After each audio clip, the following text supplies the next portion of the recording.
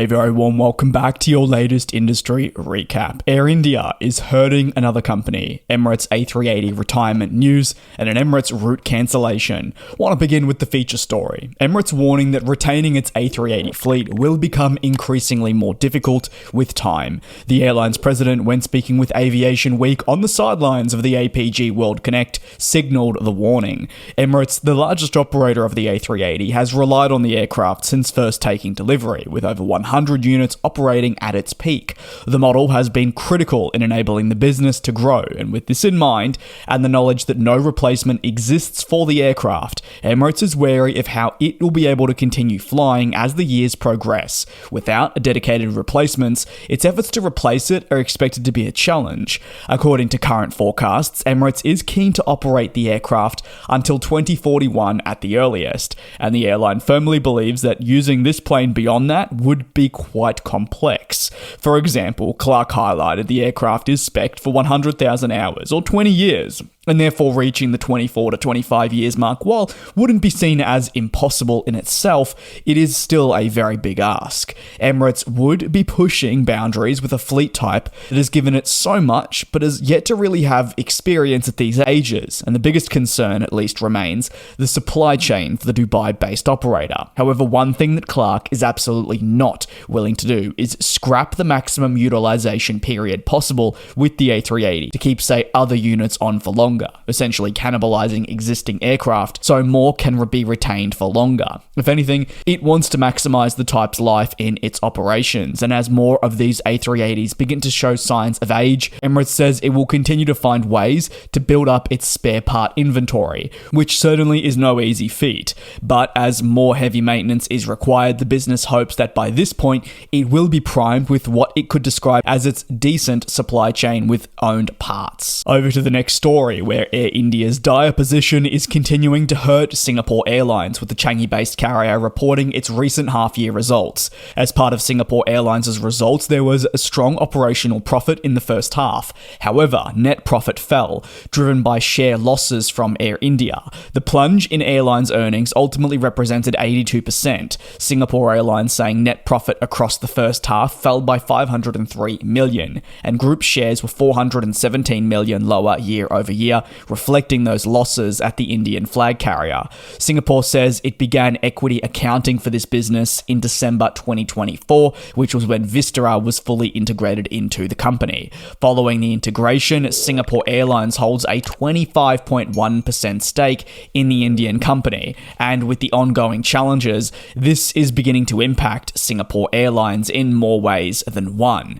Singapore Airlines really does see the stake in Air India still remaining as part of its long-term strategy that involves a multi-hub network giving access to the fastest growing market in the world. However, in what is being broadly described as a bit of a drag on Singapore Airlines' results, Air India's woes are now not just impacting them, but also the Changi-based company. The flag carrier of India is now also, remember, seeking additional funds to provide further aid to overhaul the business.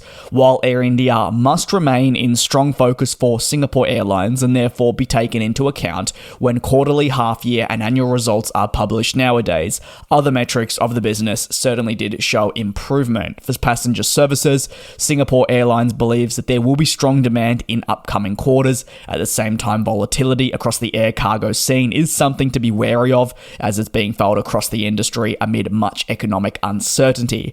Air India's woes, therefore, are not the only pressing concern that must be navigated. Alongside cargo demand, supply chain battles, fleet renewal, aircraft delays, and more, Singapore Airlines is just simply working towards navigating what has broadly been considered the new normal. With all this said, Singapore Airlines says that on the front of Air India, it remains committed to working with its partner to really support the Indian flag carrier wherever possible in what is still a multi-year transformation effort that is not, we know, going to yield results overnight. It is going to take longer than a couple of days, a couple of weeks, a couple of months, and a couple of years. Over to the final story. Emirates has formally cancelled service between Dubai and Damascus in Syria. The decision, flagged by aeroroutes.com at the end of October, has now come into effect. Emirates operating the last service on the 14th of November, operated as EK913, departure at 11 o'clock in the morning with a 1:30 p.m. p.m. arrival into Syria, and then the departure out as EK914 at 4 p.m. with a 7:55 arrival into Dubai. The cancellation of the route comes as flying throughout the Middle East always carries the possibility of seeing schedule adjustments at really a moment's notice, and this is no different, with a relatively quick turnaround from the hinting of a cancellation to that actually proceeding. Regulators around the world highlight that very cautious approach, and certainly in the Middle East, which has made it clear that flight schedules are always going to be at risk of changing, whether due to safety protocols or escalating situations in specific regions. While Emirates won't offer service, Fly Dubai at the very least will remain committed to serving the Dubai to Damascus route, and that is exactly where passengers are being directed for the moment. While route cancellations are common, this was one that only actually officially resumed in July of 2025, when there were 286 passengers aboard the flight, and the Emirates Senior Vice President of Commercial Operations saying that the UAE and Syria have historically enjoyed strong bilateral ties. The country has always been an important market, and therefore the return is a valuable enabler to the recovery of this location. Now, obviously, this route having seen, well, what is another likely suspension. Keen to hear your take on today's industry recap down below in the comments. Thanks for watching. Take care, be safe, and I'll see you tomorrow. And we'll fly.